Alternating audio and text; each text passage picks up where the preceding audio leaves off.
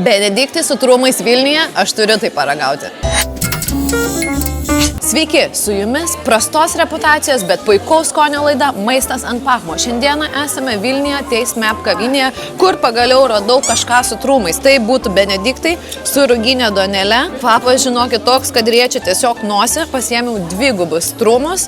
Patys Benediktai kainavo 11,90, o trūmai 1,50 €, tai aš jau dvigubą porciją, tai pasiskaičiuokit, kiek jau čia kainavo. Trūmiukų yra, matau, lemiamą akimirką.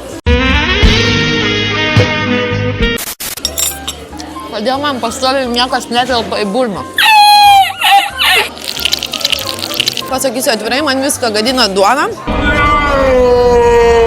Man šis patiekalas dėja, bet įspūdžio nepaliko. Ruginė duona sudaro tokį įspūdį, kad tiesiog valgiau namuose. Trūmai 3 žmonių nuomonė neturėjo skonio. Šitas padažas šalia trūmų, jo, jisai kvepia ir turi labai intensyvų ir kvapą ir skonį. Visumoje patiekalai duoda tikriausiai 6 už tokią kainą. O komentaruose rašykite, kur dar už brangiai galima pavalgyti trūmų.